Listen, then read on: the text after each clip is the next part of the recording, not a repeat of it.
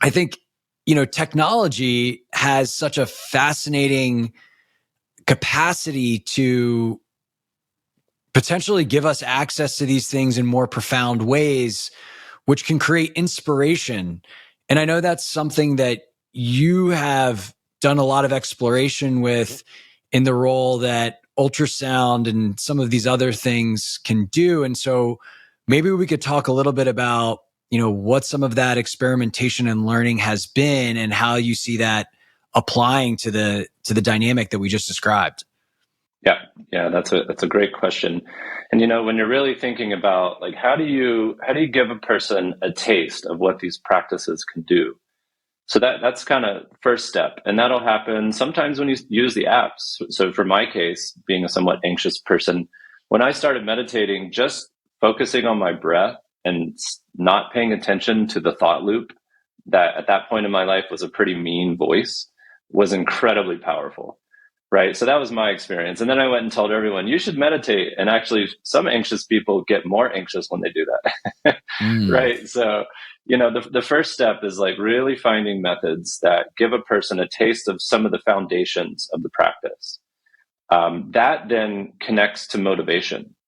So once they start seeing how this practice applies outside of the pillow, off the pillow, outside of the lab, and in the world, then they start getting motivated to do it again, and then it becomes a feedback loop. And so we kind of think about it in these steps. Like, how do you figure out what's going to work for that person to give them the experience or the phenomenology? And then step two is how do you then show them, like, this isn't just about focusing on your breath. This is about having a deep sense of equanimity. And that deep sense of equanimity is going to allow you to be open to all the challenges in your life, not so that you're just happy and, laissez-faire all day, but actually so when challenges happen, you'll experience them deeply and go into the challenges and then work on them in real time.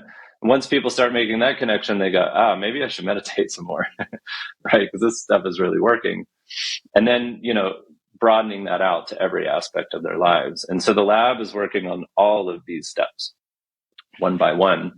But, in science, right, we have to sort of reduce the problem down to tangible outcomes. And so where we started was really trying to focus on that equanimity piece and asking, can we use something like non-invasive focused brain stimulation, target that into a certain part of the brain that we think is involved in equanimity, and give a person a taste of that, right? And you might be asking, well, what's equanimity? Why is this so important in the first place? And that's really, where we started focusing in the lab was around a core concept that we think is involved in mindfulness called equanimity, which you could sort of think about it like mental or emotional stickiness. So imagine you have a spouse or a loved one and you get in a fight with them and they say something to you and it just gets stuck like honey, in the system. You can't get that out of your head. And maybe you have a child that you need to be paying attention to, but you're sort of stuck thinking about this thing and not really paying attention to what you need to pay attention to. That would be low equanimity. And as you practice mindfulness practices, what happens is that you gain this capacity to open up to troubling, negative, or positive experiences like that. That allows that stickiness to reduce. So that when you get in a fight with your spouse, they might say something that hurts a little bit. You can open up to that hurt, note it, let it go back to its baseline, and then pay attention to your child. And that's a core component, we think, of all of these practices. And so what we're trying to do is actually boost that a little bit with this neurotechnology that we're working on. Amazing. And I guess, why neurotechnology, right? There's plant medicine, there's meditation retreats, there's kind of tried and true ways to have that original access point. And, the neurotechnology is one of those. And I'm curious, what do you find compelling about that? Yeah, that's a great question. We think about all of these things that you just listed as accelerators. So my colleague Shinzen Young, who's a well-known meditation teacher, it's kind of his term for anything. So having a baby, falling in love, actually going through death, having a death in the family, winning the lottery, all the way to psychedelics and brain stimulation. All of these things can be accelerators to your practice if you apply them to the practice. So we put neurotechnology as part of this broad category. And I think they can all be useful. So I think psychedelics are useful. I also think they can be dangerous. We can talk about that piece as well. But they really definitely can be dangerous. Right. They're not a panacea. But again, if you're using them in the context of boosting something like equanimity or using them as a treatment, they become extremely powerful.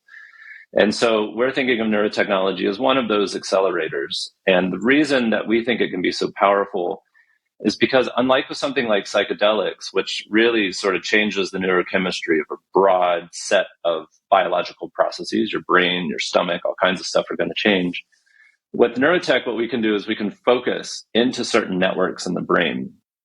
Now, we're doing that with focused ultrasound. So we actually use an ultrasound stimulator that uses a very low energy version of ultrasound, and it focuses a beam of acoustic energy into different parts of the brain. And what's really cool about that is it's super safe. We're not damaging the brain. There's no heating or anything like that. And we can focus it anywhere to any network in the brain. And so unlike psychedelics, which are essentially shaking up the whole system, we can focus just on one piece of the system, like a piece that we think is involved in this equanimity stuff, modulate that temporarily, so say for 5 minutes, and then while you're practicing meditation, everything's the same except for this piece that we think will elevate your equanimity. That becomes very useful for the person.